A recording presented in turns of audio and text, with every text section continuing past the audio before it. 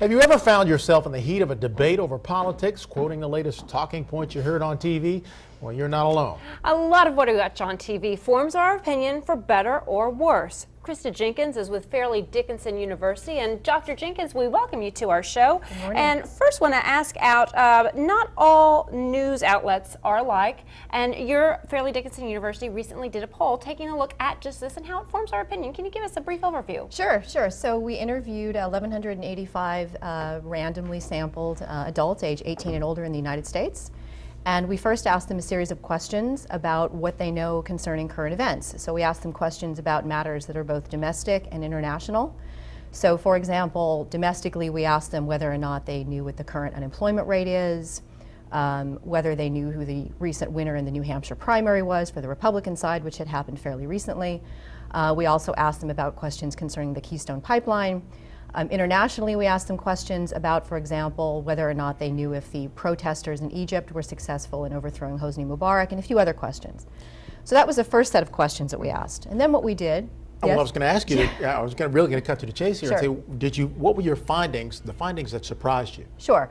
Well, I should also say we asked them about their news sources, where they get their news and information primarily. And what we found is that, on average, Americans don't know very much about what's going on in the world. So they were only able to answer a little bit shy than 2 questions for both domestic and international politics. Wow. 2 out of? 2 out of 9, right? 2 out of 9. So 2 out of 4 for domestic, 2 out of 5 for international. So not the best, right? Not a big surprise, even though we know that Americans can now consume news and information pretty much 24 hours a day. Not a big surprise. We know that Americans are largely uninformed. However, what's interesting is that we did find some statistically significant differences in terms of where people get their news and what they know. What are the more reliable news sources? You have so many options Sure. out there today, and there is a real blurred line between news and entertainment Sure. and opinion shows. Absolutely. Well, you might be surprised that the people who seem to know the most are people who listen to National Public Radio, who watch The Daily Show with Jon Stewart, and who also watch the Sunday morning political talk shows. The Daily Show with Jon Stewart. Yes. It's a comedy show for our It international is. audience who may not be familiar. That always amazes me that so many people get their That's news. right. But it's a comedy show. But How it's a accurate comedy is it? show. But apparently, I mean, again, if you stack the deck, if you basically compare the news sources and you look at what people know, The Daily Show does appear to come out on top. Now, the shows that come out on the bottom in terms of, educating and informing their viewers come from the more ideological news sources, such as MSNBC, Fox, and to a lesser extent, CNN.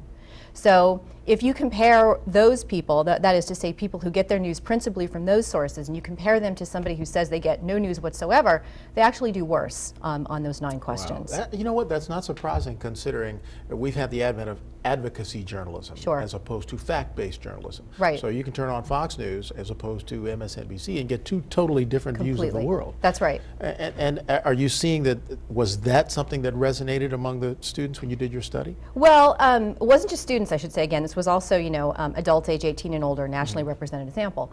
No, but what is interesting is that when you start looking specifically at those ideological news sources, it appears as if you're somebody who's watching these programs because you share the partisan leanings of that network, then you're actually going to do a little bit better on those questions than people who don't share those partisan leanings of, say, a Fox or an MSNBC. So it appears as if kind of the takeaway for us is that those news programs, the ideological news sources, the partisan ones, really do have an audience in mind. And if you're not in that audience, then generally speaking, you're not going to be picking up as much from the content that they're delivering on any day. Did the poll take a look at the 3 big networks, ABC, CBS, NBC?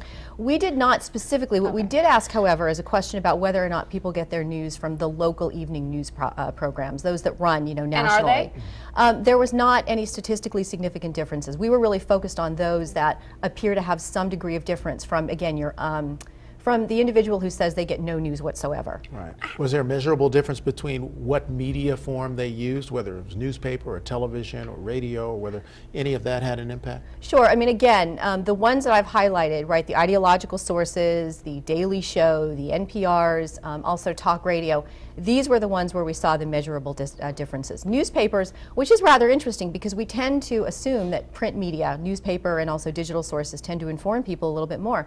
We were not picking that up in any significant degree in our study. I want to get to how important this is in the big picture. Sure. When it comes to voting. Right, right. So we're going into an election, another historic election, and I think what these results suggest is even though the differences were trivial, we're not talking about a sizable difference between somebody who watches a particular program and somebody, who watches something else. When you aggregate these differences across the nation, you do start to see some meaningful differences. And so I think that in a democracy such as the United States, where we rely on self-governance, then we should be concerned that we are seeing these differences in terms of the levels of information that people have relative to the news that they're consuming. And are there any other conclusions that you can draw as we try and close out this segment here? Sure. I mean, obviously, I think what one of the major takeaways is we didn't do a content analysis. We weren't able to, look at what's on these programs. But I think the fact that we see the Sunday, Meet the Press. Meet the Press. Yes, like the Meet the Presses, exactly. This Week. Yes, that if they are in fact delivering, more content-based or international, more comprehensive coverage, the fact that we're seeing people do better from watching those shows is in fact indicative of the fact that people want this and they will retain it if they're given it. Dr. Jenkins, we'd love to invite you back on the show. Certainly. Next time we want to hear how Ebru Today is doing. Thank you so much. It was lovely meeting you both. Dr. Jenkins, thank you. Thank you. Pleasure.